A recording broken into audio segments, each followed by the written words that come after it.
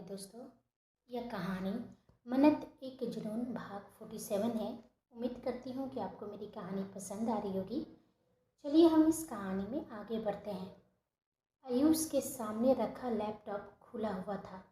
Screen पर लगातार एक ही वीडियो चल रहा था। मन्नत की पहली ट्रेनिंग का वीडियो, वही वीडियो जिसे लूना ने वेदांश के कहने पर सर्कुलेट किया था, और उसी वीडियो को सबसे पहले सालू ने मिस्टर एक्स तक पहुंचाया। फिर आयुष के सामने कमरे में गहरा सन्नाटा पसरा हुआ था। वीडियो में मन्नत पूरे आत्मविश्वास से ट्रेनिंग कर रही थी। हर गिरने के बाद पहले से ज़्यादा मजबूती से उठ रही थी।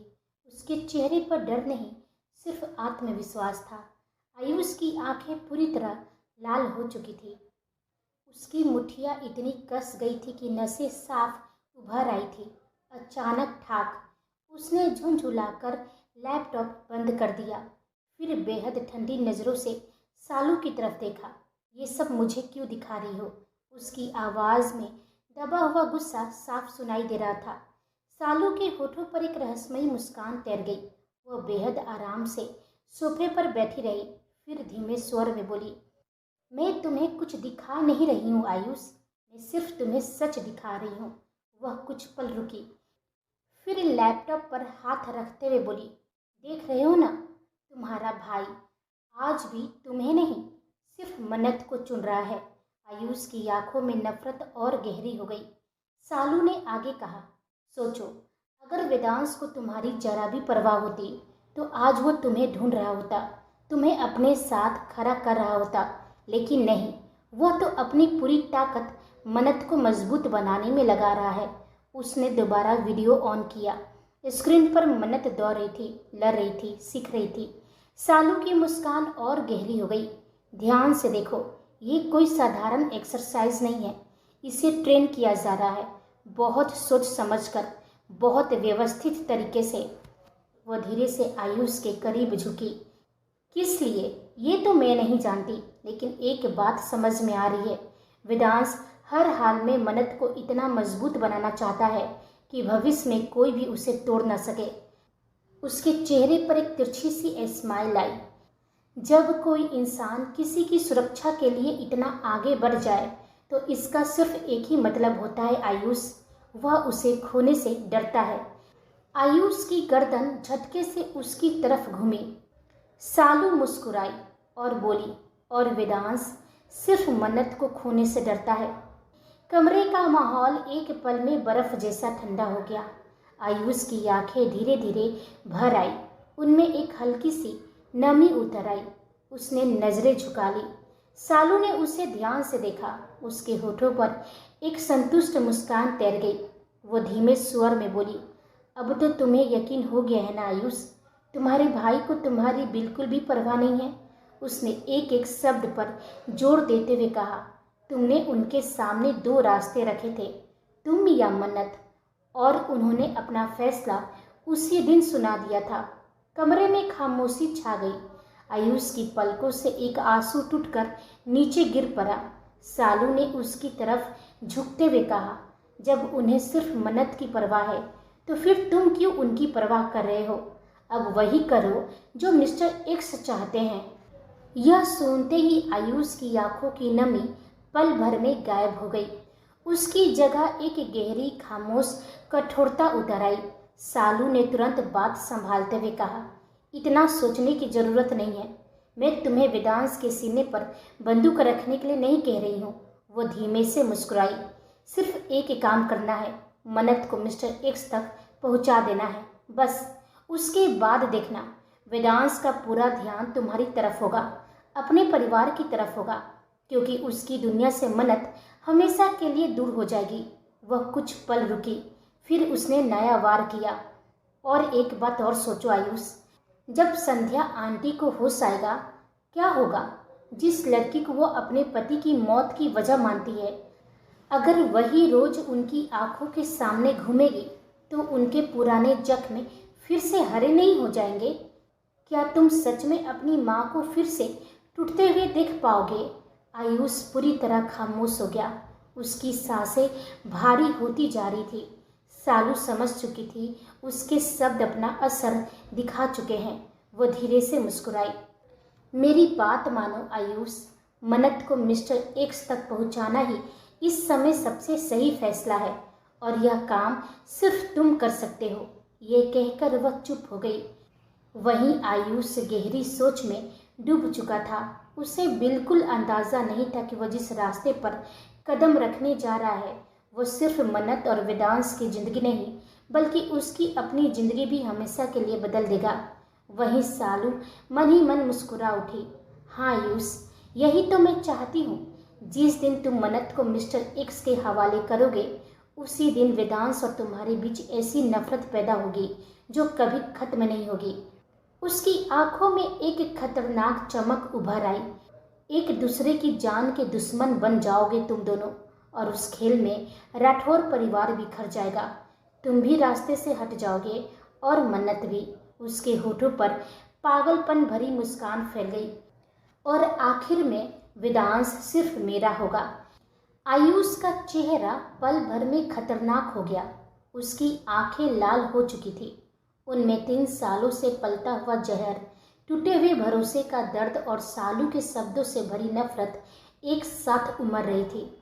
उसकी सोचने समझने की क्षमता जैसे धीरे धीरे खत्म होती जा रही थी।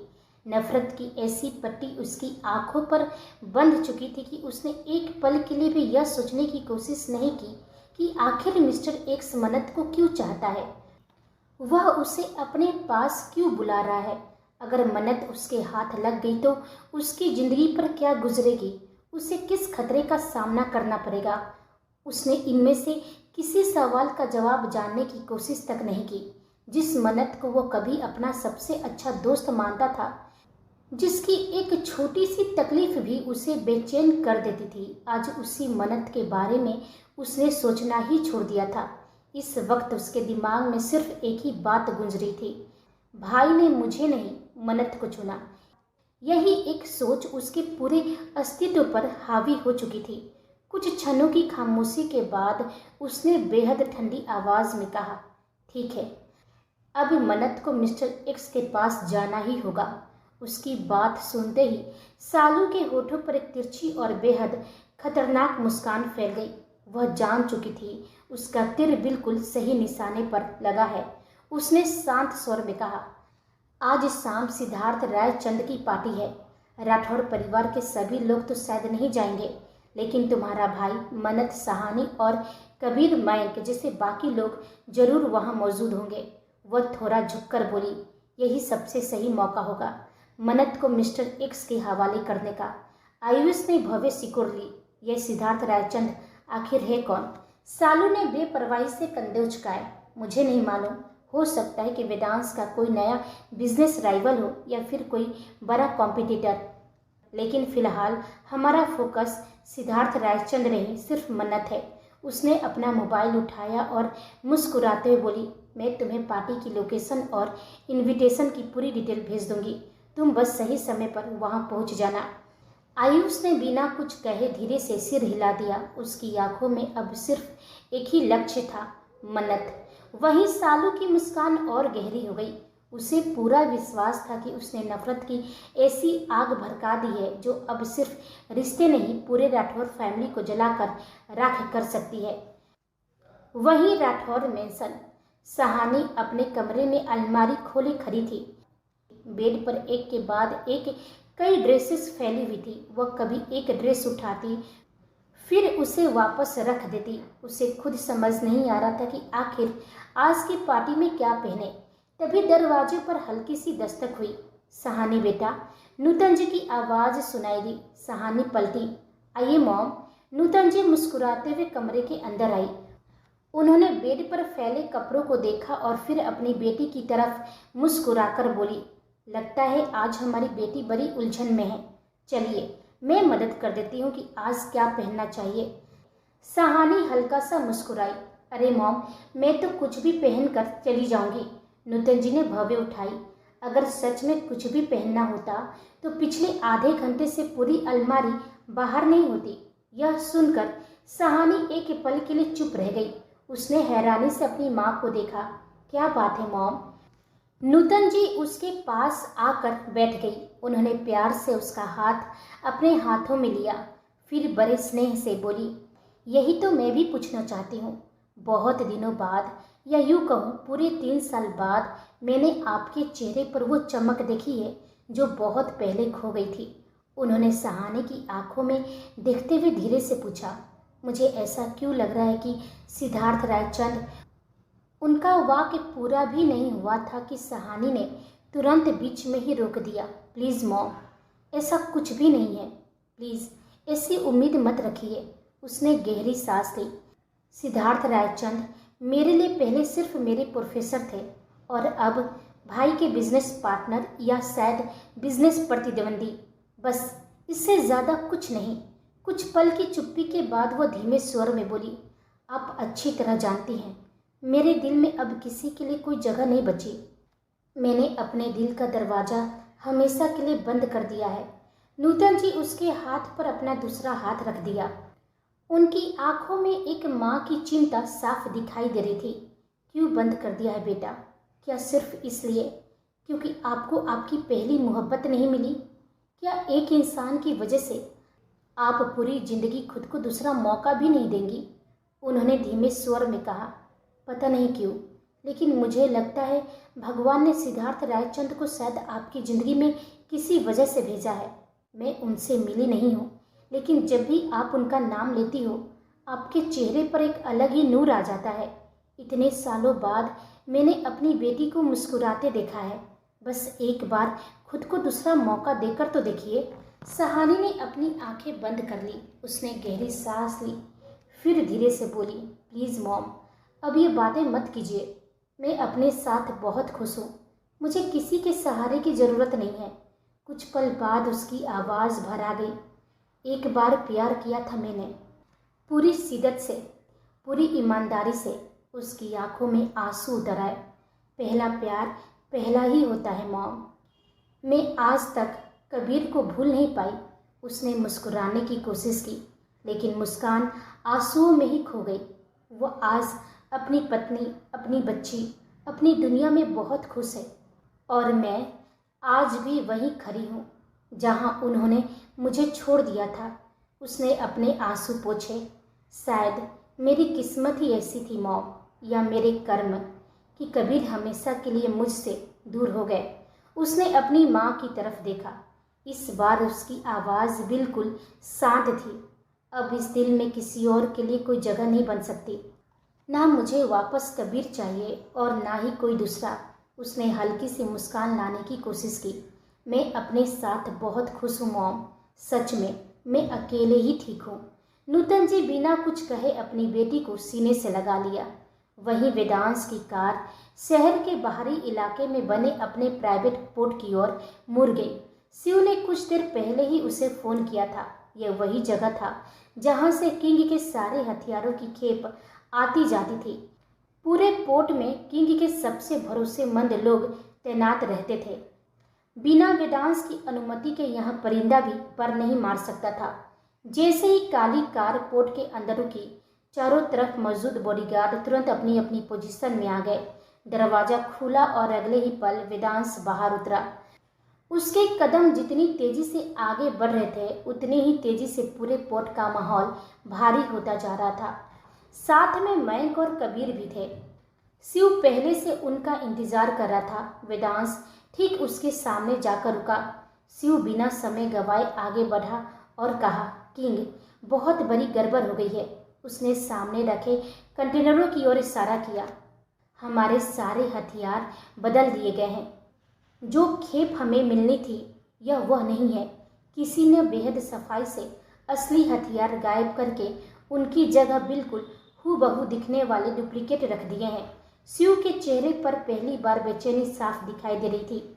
सबसे खतरनाक बात, पूरे ऑपरेशन के दौरान हमारे किसी आदमी, यहाँ तक कि सिक्योरिटी टीम तक को जरा सा भी शक नहीं हुआ।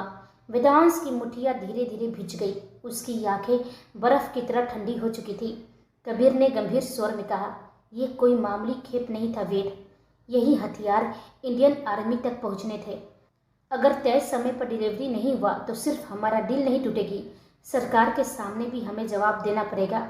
मयंक ने भी अपने दांत भींच लिए। जिसने भी यह किया है उसे हमारे हर मूवमेंट की जानकारी थी। कबीर ने कंटेनर की ओर देखते हुए कहा, लेकिन एक बात समझ नहीं आ रही है। समुद्र के बीचों बीच इतनी बड़ी खेप बदल गई और हमारी टीम को भनक तक नहीं लगी। पूरा पोर्ट सन्नाटे में डूब गया। कुछ पलों तक वहां ऐसा सन्नाटा पसरा रहा कि सिर्फ समुद्र की ऊंची लहरों की आवाज ही सुनाई दे रही थी। चारों के चेहरे गंभीर थे। तभी उसी खामोशी को तोड़ते हुए कबीर ने गहरी सांस लेकर दोबारा पूछा, अब आगे क्या वेद? हम यह भी नहीं जानते कि यह खेल किसने खेला है। और सबसे बड़ी बात, इंडियन आर्मी तक डिलीवरी पहुंचने से पहले हमें हर हाल में असली हथियार ढूंढने होंगे, वरना सिर्फ हमारी दिल नहीं, सालों में बनाई हुई हमारी साख भी खत्म हो जाएगी। मयंक कुछ सोचते हुए अचानक रुक गया। 1 मिनट। तीनों की नज़र उसकी ओर उठ गई। उसकी आंखें सिकुड़ चुकी थी। यह वही डील है ना, जिसके लिए कुछ दिन पहले सिद्धार्थ रायचंद के असिस्टेंट ने हमारे पास पार्टनरशिप का ऑफर लेकर आया था और हमने साफ मना कर दिया था। यह सुनते ही शिव, कबीर और वेदांश तीनों की आंखें एक साथ गहरी हो गई। कबीर धीमे स्वर में पूछा, तुम कहना क्या चाहते हो? मयंक ने बिना पलक झपकाए जवाब दिया, मैं सिर्फ इतना कह रहा हूँ, टाइमिंग बहुत अजीब है। पहले पार्टनरशिप का ऑफर, फिर हमारा इनकार, और आज पार्टी शुरू होने से ठीक पहले हमारी सबसे बड़ी खेप गायब। हो सकता है या सिर्फ इत्तेफाक हो, किसी ने जानबूझकर हमारी नज़र सिद्धार्थ रायचंद की तरफ मोड़ने की कोशिश की हो। शिव ने भी गंभीर स्वर में पूछा, लेकिन अगर सच में यह सिद्धार्थ रायचंद ने किया है तो उसने हमें पार्टी में बुलाया ही क्यों? वो आखिर चाहता क्या है? अब तक चुप खड़ा वेदांश धीरे धीरे समुद्र की तरफ देखने लगा। उसकी आंखों में अजीब सी ठंडक उतर आई। कुछ सेकंड बाद उसने बेहद शांत स्वर में कहा, चुनौती। तीनों की नजरें उसी पर टिक गई। वेदांश के होठों पर हल्की सी मुस्कान आई। अगर यह खेल सिद्धार्थ रायचंद ने खेला है तो वह मेरे हथियार नहीं, मेरे फैसले पर वार कर रहा है। वह देखना चाहता है वेदांश राठौर आज रात क्या चुनता है, अपना साम्राज्य या उसका दिया हुआ चैलेंज। उसने अपनी कलाई पर बंधी घड़ी की तरफ देखा, फिर बिना किसी घबराहट के बोला, और अगर यह जाल किसी तीसरे ने बिछाया है तो उसका मकसद कुछ और है। कुछ पल की खामोशी के बाद उसने शांत स्वर में कहा, जो भी है, वेदांश राठौर को यह चैलेंज मंजूर है। उसने अपनी कलाई पर बंधी घड़ी में समय देखा। पार्टी में मुलाकात होगी मिस्टर सिद्धार्थ रायचंद। उसकी आवाज़ अब और भी गहरी हो गई। देखते हैं मेरे हथियार कब तक तुम्हारे पास रहते हैं और तुम्हारा ये आत्मविश्वास कब तक तुम्हारा साथ देता है। यह कहते हुए वेदांश के होठों पर एक रहस्यमयी मुस्कान तैर गई। वहीं एक विशाल हाई सिक्योरिटी गोदाम के भीतर चारों तरफ कंटेनरों की कतारें खड़ी थी। उन्हीं कंटेनरों में वे अत्याधुनिक हथियार मौजूद थे जो असल में वेदांश राठौर के थे। दूर अंधेरे में खड़ा एक व्यक्ति पूरे गोदाम को शांत नजरों से देख रहा था। उसके चेहरे पर हल्की सी मुस्कान उभरी। अब तक किंग को खबर मिल चुकी होगी। उसके पास खड़े आदमी ने पूछा, सर, अगर वह आज पार्टी में नहीं आया तो? उस व्यक्ति ने बिना घबराए जवाब दिया, आएगा, क्योंकि किंग अपनी साख पर लगी चोट कभी अनदेखी नहीं करता, और अगर आया तो असली खेल वहीं से शुरू होगा। अब देखता हूँ किंग, तुम अपने ही हथियार को समय पर कैसे बचाते हो। शाम ढल चुकी थी। पंखुड़ी आईने के सामने खड़ी होकर रेडी हो रही थी। आज वो बेहद खूबसूरत लग रही थी।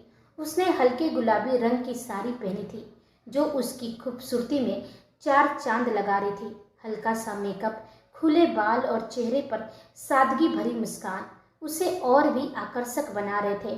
वहीं 3 साल की कुहू बेड पर बैठी अपने खिलौने से खेल रही थी। पंखुड़ी उसके पास आई। उसके गाल सहलाते हुए प्यार से बोली, मेरी गुड़िया, आज फिर मम्मा को एक पार्टी में जाना पड़ेगा, इसलिए दादी को ज़्यादा परेशान मत कीजिएगा, ठीक है? और समय पर खाना खाकर आराम से सो जाइएगा। कुहू ने मासूम सा मुंह बना लिया। उसे बिल्कुल अच्छा नहीं लगता जब उसकी मम्मा उसे छोड़कर कहीं जाती थी। पंखुड़ी ने उसके माथे को चूमते हुए मुस्कुराकर कहा, आई नो बेबी, मुझे भी आपको छोड़कर जाना बिल्कुल अच्छा नहीं लगता, लेकिन क्या करूं, आपकी मन्नत बुआ ने खास तौर पर बुलाया है, उनके लिए तो जाना ही पड़ेगा। जैसे ही मन्नत का नाम आया, कुहू खिलखिलाकर हंस पड़ी। वह खुशी से ताली बजाने लगी। पंखुड़ी मुस्कुरा उठी। हाँ हाँ, समझती हूँ, आपकी मन्नत बुआ आपकी फेवरेट जो हो गई है। बहुत जल्द आपकी मन्नत बुआ हम सबसे मिलने यहाँ आएंगी और फिर आप दोनों खूब खेलिएगा। उसी समय कमरे का दरवाजा खुला। कबीर अंदर आया। ब्लैक सूट में वो हमेशा की तरह बेहद हैंडसम लग रहा था, लेकिन जैसे ही उसकी नज़र पंखुड़ी पर पड़ी, वह कुछ पल के लिए वहीं ठहर गया। उसकी नज़रें जैसे पंखुड़ी से हटने का नाम ही नहीं ले रही थी। वह सचमुच बेहद खूबसूरत लग रही थी। कबीर धीरे धीरे आगे बढ़ा। उसने पहले कुहू को गोद में उठाकर उसके माथे पर प्यार किया और मुस्कुराकर बोला, जल्दी लौट आएंगे प्रिंसेस। और कुहू खुशी से मुस्कुरा दी। कुछ ही देर बाद एक मेड कुहू को अपने साथ बाहर ले गई। अब कमरे में सिर्फ कबीर और पंखुड़ी रह गए थे। पंखुड़ी आईने के सामने खड़ी होकर अपनी चूड़ियाँ ठीक करने लगी। उसने आईने में ही कबीर को देखते हुए शरारती मुस्कान के साथ पूछा, बताइए कैसी लग रही हूँ। कबीर ने कोई जवाब नहीं दिया। वह चुपके से पंखुड़ी के ठीक पीछे आकर खड़ा हो गया। इससे पहले कि पंखुड़ी कुछ समझ पाती, उसने पीछे से उसके पतले हिप्स और कमर पर अपने मजबूत हाथ डाले और एक झटके में उसे अपनी तरफ खींच लिया। पंखुड़ी सीधे पीछे की तरफ कबीर के चौड़े सीने से जा टकराई। कबीर की इस अचानक हुई छुअन से पंखुड़ी के चेहरे पर एक खूबसूरत मुस्कान आ गई। वहीं कबीर ने उसकी गर्दन के पास एक गहरी सांस ली और बेहद प्यार से फुसफुसाया, दिन पर दिन आप और भी ज़्यादा खूबसूरत होती जा रही हैं माई वाइफ। पंखुड़ी की कमर पर उसने अपनी पकड़ कसते हुए कहा, सच कहूँ तो अब मेरा पार्टी में जाने का बिल्कुल मन नहीं कर रहा है। मेरा मन तो अब कुछ और ही करने का हो रहा है। पंखुड़ी ने शर्माते हुए अपनी कोहनी कबीर के सीने पर हल्की सी मारी और चेहरे पर बनावटी गुस्सा लाकर बोली, बहुत बेशरम हो गए हैं आप। कुहू इस कमरे से बाहर क्या गई? आपका तो रोमांस तुरंत शुरू हो जाता है। छोड़िए मुझे, चलिए वरना हम पार्टी के लिए लेट हो जाएंगे।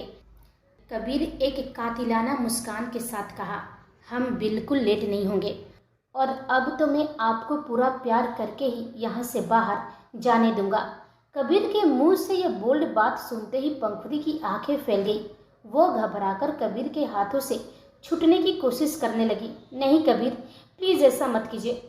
मैंने बहुत मुश्किल से यह मेकअप किया है, मेरा सारा मेकअप खराब हो जाएगा। लेकिन कबीर अब कहाँ किसी का सुनने वाला था। उसके अंदर का पैशन अब पूरी तरह बेकाबू हो चुका था। उसने एक हाथ से पंखुड़ी की कमर को और जोर से खींचा, जिससे पंखुड़ी की साड़ी का पल्लू सरक कर पूरी तरह नीचे गिर गया। कबीर ने पंखुड़ी को अपनी बाहों में लॉक किया और उसे सीधे बेड पर पीछे की तरफ ले गया। अगले ही पल कबीर पंखुड़ी के ऊपर झुक गया। पंखुड़ी कुछ और बोल पाती, उससे पहले ही कबीर ने अपने गर्म होठ पंखुड़ी के गुलाबी होठ पर रख दिए। उसका यह किस बेहद गहरा और दीवानगी से भरा था। पंखुड़ी ने शुरुआत में उसे अपने हाथों से पीछे धकेलने की आखिरी कोशिश की, लेकिन कबीर की छुअन और उसके जिस्म की गर्माहट के आगे पंखुड़ी का सारा विरोध पल भर में पिघल गया। उसने अपनी आंखें बंद कर ली और कबीर के बालों में अपनी उंगलियां फंसाकर उसे और करीब खींच लिया। बेड की मखमली चादर पर दोनों एक दूसरे में पूरी तरह सिमट चुके थे। कमरे का सन्नाटा अब उन दोनों की तेज और बेकाबू चलती सांसों के शोर से गूंज रहा था। उन्हें ना तो अब पार्टी की फिक्र थी, ना ही दुनिया जहान का कोई होश। वहीं मन्नत अपने कमरे में आईने के सामने खड़ी खुद को आखिरी बार देख रही थी। आज उसने ब्लैक रंग की बेहद खूबसूरत साड़ी पहनी थी। हल्का सा मेकअप, खुले हुए लंबे बाल और कानों में छोटे से डायमंड ईयररिंग्स। उसे देखकर सचमुच ऐसा लग रहा था मानो आसमान से कोई परी धरती पर उतर आई हो। लेकिन उसकी इस खूबसूरती के पीछे छिपी उदासी और चेहरे पर झलकती हल्की सी थकान साफ दिखाई दे रही थी। उसका बिल्कुल भी पार्टी में जाने का मन नहीं था। अगर सहानी जिद ना करती तो शायद वह आज कमरे से बाहर भी ना निकलती। सबसे ज़्यादा उसे जिस बात का अफसोस था वह यह कि आज वेदांश उसे लेने नहीं आने वाला था। उसे और सहानी को शिव के साथ पार्टी में जाना था, जबकि वेदांश सीधे ऑफिस से पार्टी में पहुंचने वाला था। आईने में खुद को देखते हुए उसने धीमे से बुदबुदाया, ये पहली बार हो रहा है कि मैं किसी पार्टी में आपके बिना जा रही हूँ वी। उसने हल्की सी उदास मुस्कान दी। आप सीधे वहीं मिलेंगे? ऐसा क्यों लग रहा है जैसे कुछ अधूरा रह गया हो? उसने धीरे से अपना हाथ अपने सीने पर रखा। उसकी धड़कनें सामान्य से कहीं ज़्यादा तेज थी। उसने गहरी सांस ली और आईने में खुद को देखते हुए बुदबुदाई, आज ये अजीब सी बेचैनी क्यों हो रही है? दिल इतनी तेज क्यों धड़क रहा है? क्या सिर्फ इसलिए क्योंकि मैं पहली बार वी के साथ पार्टी में नहीं जा रही हूँ? वह कुछ पल चुप रही, फिर अनजाने डर से उसकी पलकें झुक गई। या फिर बात कुछ और है? उसी समय ठक ठक दरवाजे पर दस्तक हुई। आ जाओ। मन्नत के इतना कहते ही दरवाज़ा खुला। अंदर सहानी आई। आज उसने ब्लैक और गोल्डन शेड का बेहद खूबसूरत गाउन पहना हुआ था। हल्का सा मेकअप और चेहरे पर हमेशा की तरह प्यारी मुस्कान।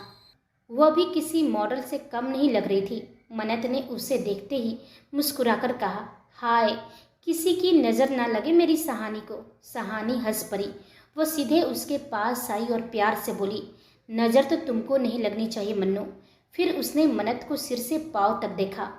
कुछ पल तक बस देखती ही रह गई। सच कहूँ, आज तुम इतनी खूबसूरत लग रही हो कि अगर भैया ने तुम्हें देख लिया ना तो पार्टी ही भूल जाएंगे। मन्नत के गाल हल्के से गुलाबी हो गए। सहानी मुस्कुराई, ब्लैक कलर में तो तुम सचमुच ब्लैक ब्यूटी लग रही हो। मन्नत हंस पड़ी। बस भी करो, इतनी तारीफ मत करो। सहानी ने उसका हाथ पकड़ लिया। तो फिर चले? मन्नत ने बस हल्के से सिर हिलाया। हाँ चलो। वहीं दूसरी ओर सिद्धार्थ रायचंद भी पूरी तरह रेडी हो चुका था। आज उसने ब्लैक टैक्सीडो पहना था। उसकी कलाई पर बंधी महंगी घड़ी, सलीके से बने बाल और चेहरे पर वही शांत लेकिन रहस्यमयी भाव उसकी शख्सियत को और भी प्रभावशाली बना रहे थे। उसकी गहरी नीली आंखों में हमेशा की तरह ठहराव था। वह किसी मॉडल की तरह नहीं बल्कि ऐसे शख्स की तरह दिख रहा था जिसकी मौजूदगी ही लोगों को खामोश कर दे। उसने आईने में खुद को एक बार देखा। अपने कोट की कफ सीधी की और बिना किसी भाव के कमरे से बाहर निकल गया। नीचे पार्टी पूरे सवाब पर थी। देश के बड़े बड़े उद्योगपति, राजनेता, विदेशी निवेशक और मीडिया से जुड़े चुनिंदा लोग वहां मौजूद थे। हर किसी की निगाह बस एक ही शख्स का इंतजार कर रही थी, सिद्धार्थ रायचंद। वह बिजनेस वर्ल्ड का ऐसा नाम था जिसने बहुत कम समय में अपनी अलग पहचान बना ली थी। सबसे दिलचस्प बात यह थी कि वह कभी मीडिया के सामने नहीं आता था। ना इंटरव्यू, ना प्रेस कॉन्फ्रेंस, ना किसी अवार्ड फंक्शन में उसकी मौजूदगी होती थी। लोग उसके बारे में जितना जानते थे उससे कहीं ज़्यादा उसके बारे में जानना चाहते थे। उसकी तस्वीरें भी इंटरनेट पर बहुत कम थी। यही वजह थी कि आज वहाँ मौजूद लगभग हर शख्स उसे पहली बार देखने के लिए उत्सुक था। तभी उसका असिस्टेंट तेजी से उसके पास आया। सर, सभी मेहमान आपका इंतजार कर रहे हैं। सिद्धार्थ ने शांत स्वर में सिर्फ एक सवाल किया, और जिसका मुझे इंतजार है। असिस्टेंट हल्का सा मुस्कुराया। अभी तक नहीं पहुंचे हैं सर, लेकिन कभी भी आ सकते हैं। सिद्धार्थ की आंखों में हल्की सी चमक उभरी। उनके स्वागत में कोई कमी नहीं होनी चाहिए। ये सर। इतना कहकर सिद्धार्थ लंबे और आत्मविश्वास से भरे कदमों से पार्टी हॉल की ओर बढ़ गया। जैसे ही उसने हॉल में प्रवेश किया, पूरा माहौल मानो एक पल के लिए ठहर गया। बातों का शोर धीरे धीरे थमने लगा। सैकड़ों निगाहें एक साथ उसी ओर उठ गई। ब्लैक टैक्सीडो में खड़ा वो शख्स किसी बिजनेसमैन से ज़्यादा एक शाही राजघराने के युवराज जैसा लग रहा था। उसके चेहरे पर ना मुस्कान थी, ना घमंड, सिर्फ एक ऐसा आत्मविश्वास जिसे देखकर बड़े बड़े उद्योगपति भी अनायास ही सम्मान से खड़े हो गए। और उसी पल हर किसी के मन में एक ही ख्याल आया, तो यही है सिद्धार्थ रायचंद। तभी होटल के बाहर एक साथ कई लग्जरी गाड़ियां आकर रुकी। पूरा वैलेट स्टाफ एकदम अलर्ट हो गया। मुख्य ड्राइवर दौड़कर सबसे पहली गाड़ी के पास पहुंचा और पूरे सम्मान के साथ दरवाज़ा खोला। अगले ही पल एक चमचमाता हुआ काला इटालियन जूता जमीन पर पड़ा। धीरे धीरे ब्लैक 3 पीस टैक्सीडो, अंदर सफ़ेद शर्ट और चेहरे पर हाफ मास्क लगाए वेदांश राठौर गाड़ी से बाहर उतरा। उसकी लंबी कद काठी, चौड़े कंधे, सलीके से पीछे सेट किए हुए बाल और रॉयल चाल उसे देखकर ऐसा लग रहा था मानो कोई राजा अपने साम्राज्य में प्रवेश कर रहा हो। उसने किसी की तरफ देखा तक नहीं, बस दोनों हाथ आराम से अपनी पैंट की जेब में डाले बिल्कुल शांत चेहरे के साथ आगे बढ़ गया। उसके पीछे कबीर, मैक और लूना दूसरी गाड़ी से उतरे। तीसरी गाड़ी से पंखुड़ी, जैस्मिन और अमृता बाहर आई और आखिरी में एक और गाड़ी का दरवाजा खुला।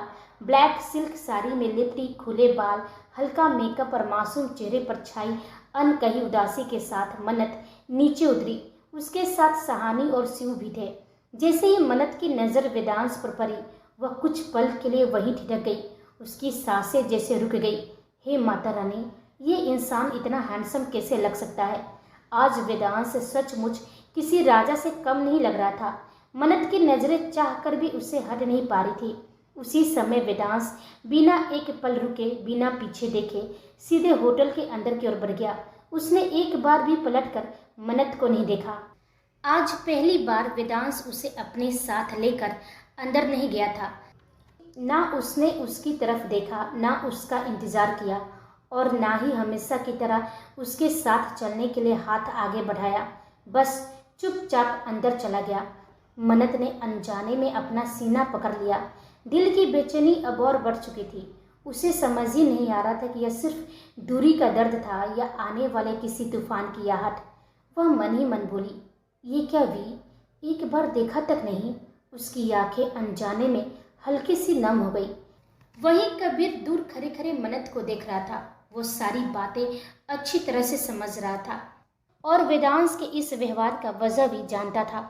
वह हल्का सा मुस्कुराया और मन्नत के पास आकर बोला, चलिए बच्चा, वेद का यही तरीका है, चेहरे पर कुछ नहीं दिखाएंगे, लेकिन सच मानिए नज़र हर पल आप पर ही रहेगी। मन्नत ने उसकी तरफ देखा लेकिन कुछ बोली नहीं। उसी समय पंखुड़ी, लूना, जैस्मिन और अमृता भी वहां आ गई। सभी ने एक दूसरे को मुस्कान पास की और फिर पूरा ग्रुप एक साथ पार्टी हॉल की ओर बढ़ गया। लेकिन बाकी सबके चेहरों पर उत्साह था, सिर्फ मन्नत के चेहरे पर उदासी साफ दिखाई दे रही थी।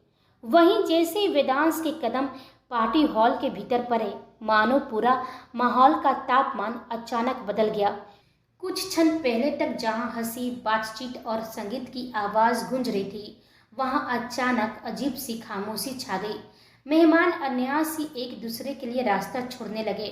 सैकड़ों निगाहें एक साथ उसी शख्स पर टिक गई और ठीक उसी पल हॉल के दूसरे छोर पर बैठा सिद्धार्थ रायचंद, जो अब तक आराम से अपने हाथ में पकड़ा वाइन ग्लास घुमा रहा था, धीरे धीरे उसने अपनी नज़र मुख्य दरवाजे की ओर उठाई।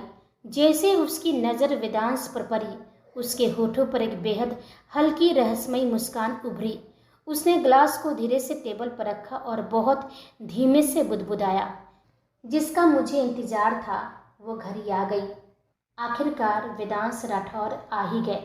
वह अपनी सीट से उठा और बेहद सधे हुए कदमों से वेदांश की ओर बढ़ने लगा। लेकिन अचानक बढ़ते हुए कदम धीरे धीरे हो गए। उसकी सांस एक पल के लिए अटक गई। उसकी आंखों के सामने जैसे सब कुछ धुंधला होने लगा।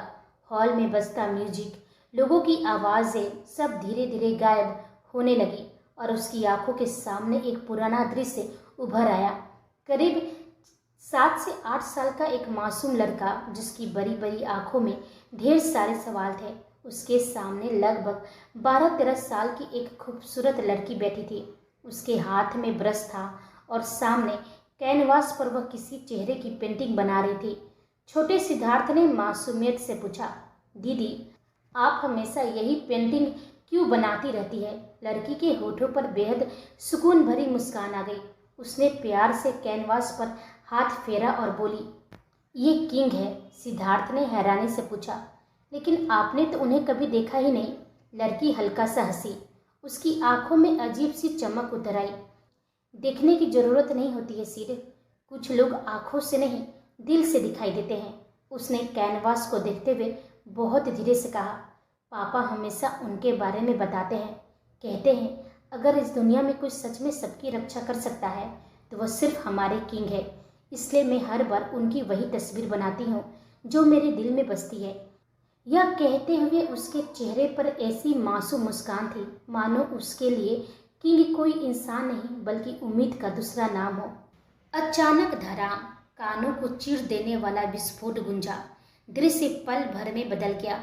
चारों तरफ आग, धुआं, चीखे, खून, सब कुछ जल रहा था। छोटा सिद्धार्थ कांप रहा था। उसके पिता ने उसे कसकर अपनी बाहों में भर लिया। सिड, जो भी हो बाहर मत निकलना। उन्होंने कांपते हाथों से उसे अलमारी के अंदर धकेल दिया। जो भी आवाज़ आए दरवाज़ा मत खोलना। अगले ही पल अलमारी का दरवाज़ा बंद हो गया। अंदर धूप अंधेरा था लेकिन बाहर सब कुछ खत्म हो रहा था। उसने अलमारी की छोटी सी दरार से देखा। उसके माँ और पिता को बेरहमी से घसीटकर कार के अंदर फेंका गया और अगले ही पल भरा पूरी कार आग की लपटों में घिर गई। माँ, पापा। छोटे सिद्धार्थ की चीख गले में ही घुटकर रह गई। उसकी आंखों से आंसू लगातार बह रहे थे लेकिन वह बाहर नहीं निकल सका। कुछ ही सेकंड बाद पूरा घर भी आग की लपटों में घिर गया। अलमारी के बाहर सब कुछ जल रहा था। दम घुटने लगा, सांस लेना मुश्किल हो गया। उसकी आंखें बंद होने लगी और तभी धुएं के बीच किसी ने अलमारी का दरवाज़ा तोड़ दिया। एक धुंधली सी परछाई, मजबूत बाहें और फिर वह किसी के गोद में था। उसके बाद उसकी दुनिया हमेशा के लिए बदल गई। सर, असिस्टेंट की आवाज़ सुनते ही सिद्धार्थ वर्तमान में लौट आया। उसकी मुठ्ठियाँ इतनी कस चुकी थी कि उंगलियों की नसें उभर आई थी। आंखों के कोनों में नमी थी लेकिन अगले ही पल उसने उसे निगल लिया। चेहरे पर फिर वही शांत, रहस्यमयी और खतरनाक मुस्कान लौट आई। उसकी नज़र सीधे वेदांश राठौर पर जाकर ठहर गई। वह मन ही मन बुदबुदाया, आखिरकार इतने सालों बाद हम आमने सामने हैं किंग। फिर वह पूरे आत्मविश्वास के साथ आगे बढ़ा और आकर बिल्कुल वेदांश के सामने रुक गया। कुछ क्षण दोनों की नज़रें एक दूसरे से टकराई। दो जोरी आंखें जिनमें न मुस्कान थी न गुस्सा, बस एक दूसरे की गहराई नापती हुई खामोश निगाहें। आसपास खड़े लोग अन्यास ही चुप हो गए, मानो सबको एहसास हो गया हो कि अभी दो साधारण बिजनेसमैन नहीं बल्कि दो बेहद खतरनाक खिलाड़ी आमने सामने खड़े हो। तभी सिद्धार्थ ने बेहद शालीनता से अपना हाथ आगे बढ़ाया। उसके चेहरे पर वही कंट्रोल्ड मुस्कान थी। Welcome to my world mister Vedansh Rathore. Vedansh ने पहले एक नज़र उसके बढ़े हुए हाथ पर डाली, फिर बिना पलक झपकाए उसकी आंखों में देखा। हाफ मास्क के पीछे उसके होठों पर भी एक हल्की सी मुस्कान उभरी। उसने अपना हाथ आगे बढ़ाया और मजबूती से सिद्धार्थ का हाथ थाम लिया। दोनों की पकड़ बराबर मजबूत थी, मानो कोई भी एक दूसरे के सामने जरा सा भी झुकना नहीं चाहता हो। वेदांश ने शांत लेकिन बेहद गहरी आवाज में कहा, वेलकम टू माय वर्ल्ड। एक पल रुककर उसने सिद्धार्थ की आंखों में देखते हुए अपनी बात पूरी की, डैट इज मुंबई। सिद्धार्थ की मुस्कान जरा भी नहीं बदली। उसने बिना पलक झपकाए जवाब दिया, दुनिया बदलने में ज़्यादा वक्त नहीं लगता है मिस्टर राठौर। वेदांश ने उसी शांति से कहा, सही कहा, लेकिन कुछ शहर अपना राजा बहुत मुश्किल से बदलते हैं। बस इतने ही शब्द, लेकिन उन दोनों की आंखों में जो खामोश चुनौती थी उसे देखकर ऐसा लग रहा था जैसे यह हाथ मिलाना नहीं, आने वाले तूफान का पहला ऐलान हो। वहीं आसपास खड़े मेहमान को यह सिर्फ दो बड़े बिजनेसमैन की औपचारिक मुलाकात लगी, लेकिन जो लोग लोगों की आंखें पढ़ना जानते थे उन्हें साफ महसूस हो गया था आज इस हॉल में दो ऐसे खिलाड़ी आमने सामने आए हैं जो मुस्कुराते हुए भी एक दूसरे को मात देने की तैयारी कर चुके हैं। सिद्धार्थ ने धीरे से वेदांश का हाथ छोड़ा, फिर उसकी नज़र कबीर और मयंक पर गई। वह मुस्कुराया, तो ये है किंग के सबसे भरोसेमंद लोग। उसने पहले कबीर की तरफ हाथ बढ़ाया और कहा, राजा चाहे कितना भी शक्तिशाली क्यों न हो, खेल की पहली चाल हमेशा सिपाही ही चलता है और कई बार पूरी बाजी भी वही पलट देता है। कबीर ने बिना एक पल गवाए उसका हाथ थामा। उसके होठों पर भी हल्की सी मुस्कान थी। बिल्कुल सही कहा आपने, लेकिन इतिहास गवाह है, जब सिपाही अपने राजा के लिए जान देने को रेडी हो तब सबसे बड़े खिलाड़ी भी मात खा जाते हैं। Nice to meet you mister Raichand. Siddharth हल्का सा मुस्कुराया, फिर उसने मयंक की ओर हाथ बढ़ाया। मयंक भी मुस्कुरा दिया। Nice to meet you mister Raichand. बस एक सलाह दूंगा, कभी कभी सिपाही भी वजीर बन जाते हैं। सिद्धार्थ की मुस्कान और गहरी हो गई। Interesting, very very interesting. इसके बाद उसकी नज़र धीरे धीरे बाकी लोगों पर गई। वो सबसे औपचारिक तरीके से मिला। सीयू, लूना, पंखुड़ी, जैस्मिन, अमृता, और फिर उसकी नज़र सहानी पर ठहर गई। You are looking gorgeous miss Sahani, thanks to come here. Sahani मुस्कुराई। Thank you Siddharth. और फिर पहली बार उसकी नज़र मन्नत पर ठहरी। कुछ पल वह उसे बस देखता रहा, फिर मुस्कुराकर बोला, मिसेज राठौर, आज पार्टी की सबसे खूबसूरत मेहमान आप ही हैं। यह सुनते ही वेदांश की मुट्ठी अन्यास कस गई, लेकिन उसके चेहरे पर अब भी कोई भाव नहीं था। तभी सिद्धार्थ ने जैसे अचानक कुछ याद करने का अभिनय किया। ओह मिस्टर राठौर, शायद इन्होंने आपको बताया नहीं होगा, कुछ दिन पहले ही हम मिल चुके हैं। दरअसल मॉल में इनको चक्कर आ गया था और संयोग से मैं वहीं था। अगर उस समय मैं इन्हें संभाल ना लेता तो शायद इन्हें चोट लग जाती। संभाल कर रखिए, वरना कुछ भी हो सकता है। उसने यह बात बिल्कुल सामान्य अंदाज में कही, मानो कोई मामूली घटना याद आ गई हो, लेकिन वेदांश के लिए मामूली नहीं था। उसकी मुट्ठियों के साथ साथ कबीर और मयंक की भी मुट्ठी इतनी कस चुकी थी कि नाखून हथेली में धंस गए। वहीं वेदांश के मास्क के पीछे उसकी जबड़े की नसें उभर आई थी, लेकिन मन्नत के चेहरे का रंग उड़ गया। उसने घबराकर एक नज़र वेदांश की तरफ देखा। उसकी धड़कनें अचानक तेज हो गई। वह सिद्धार्थ के बारे में बताना चाहती थी, लेकिन उसे कभी मौका ही नहीं मिला। उसके लिए वो मॉल की घटना बस एक सामान्य हादसा थी। न ही उसने सिद्धार्थ पर ध्यान दिया था, न ही उसे लगा कि यह बात कभी मायने रखेगी। लेकिन सिद्धार्थ के लिए यह सिर्फ एक घटना नहीं था, यह एक चाल थी। वह जानना चाहता था कि क्या वेदांश राठौर आज भी अपनी मन्नत को लेकर उतना ही पॉजिटिव है जितना 3 साल पहले था। और वहीं वेदांश समझ चुका था कि सामने खड़ा आदमी मुस्कुराकर खेल खेलने वालों में से है। तभी वेदांश के होठों पर हल्की सी तिरछी मुस्कान उभरी। वह बेहद शांत कदमों से आगे बढ़ा और आकर मन्नत के बिल्कुल पास खड़ा हो गया। उसने एक पल के लिए मन्नत की तरफ देखा और फिर अपनी गहरी नजरें सिद्धार्थ पर टिकाते हुए शांत स्वर में बोला, मिस्टर रायचंद, मिसेज राठौर मेरी पत्नी है, मेरी संपत्ति नहीं। इन्हें अपनी जिंदगी की हर छोटी बड़ी बात मुझे बताने की कोई मजबूरी नहीं है। उसकी आवाज़ पहले जैसी शांत थी, लेकिन हर शब्द सीधे दिल में उतर रहा था। अगर इन्होंने मुझे उस घटना के बारे में नहीं बताया तो इसका सिर्फ एक ही मतलब है, इनकी नज़र में वो घटना इतनी महत्वपूर्ण थी ही नहीं। उसने हल्की सी मुस्कान के साथ आगे कहा, और शायद उतनी ही महत्वहीन थी जितने आप। बस इतना सुनना था कि एक पल के लिए सिद्धार्थ की उंगलियां अन्यास मुट्ठी में बदल गई। उसकी आंखों में एक क्षण के लिए अजीब सी चमक उभरी, लेकिन अगले ही पल उसने खुद को संभाल लिया। चेहरे पर फिर वही शालीन मुस्कान लौट आई। वहीं सहानी, पंखुड़ी, अमृता, जैस्मिन और मन्नत एक दूसरे का चेहरा देखने लगी। किसी की समझ में नहीं आ रहा था कि यह किसी बिजनेस पार्टी का स्वागत था या 2 बादशाहों के बीच शुरू हो चुका शतरंज का पहला मुकाबला। दोनों मुस्कुरा रहे थे, लेकिन दोनों के हर शब्द में छिपी तलवार साफ महसूस हो रही थी। तभी सिद्धार्थ ने माहौल को सामान्य बनाते हुए हल्का सा मुस्कुराकर कहा, खैर, बातों का सिलसिला तो पूरी शाम चलता रहेगा। आज आप सब मेरे खास मेहमान हैं और मिस्टर रायचंद अपने मेहमानों के स्वागत में कोई कमी नहीं छोड़ता। उसने हल्के से हाथ आगे बढ़ाया, प्लीज़ दिस वे। इतना कहकर वह सबको उस विशेष वीआईपी सेक्शन की ओर ले गया, जहां उनके लिए पहले से ही खास इंतजाम किए गए थे।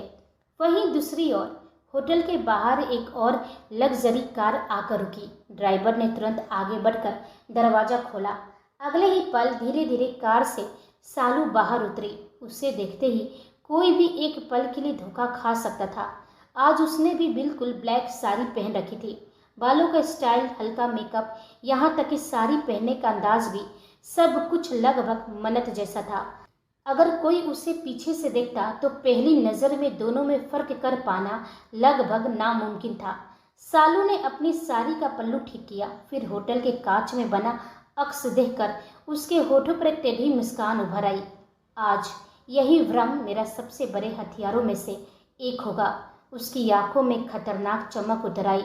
उसी समय उसकी नज़र थोड़ी दूर खड़े एक शख्स पर पड़ी। आयुष, वो पहले से ही वहां मौजूद था। आज उसने भी ब्लैक आउटफिट पहन रखा था, चेहरा पूरी तरह गंभीर और आंखें बेहद गहरी। दोनों की नजरें मिली। सालू ने बिना कुछ कहे बस हल्का सा सिर हिलाया। आयुष ने भी उतने ही ठंडी भाव से उसकी ओर देखा। उनके बीच कोई शब्द नहीं बोले गए, क्योंकि आज बातें नहीं साजिशें बोलने वाली थी।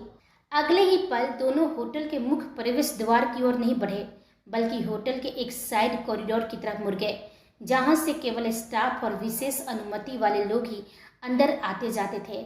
दोनों शांत कदमों से आगे बढ़ चुके थे। तो दोस्तों, इसी के साथ आज का एपिसोड खत्म होता है। एपिसोड कैसा लगा प्लीज़ कमेंट बॉक्स में अपनी राय ज़रूर दीजिएगा, और कहानी पसंद आई हो तो वीडियो को लाइक करें, दोस्तों के साथ शेयर करें, और यदि आप हमारे चैनल पर नए हैं तो चैनल को सब्सक्राइब करना बिल्कुल ना भूलें। तो मिलते हैं अगले एपिसोड में, तब तक आप अपना और अपनों का ख्याल रखिए। आप सभी को मेरी कहानी सुनने के लिए तहे दिल से धन्यवाद।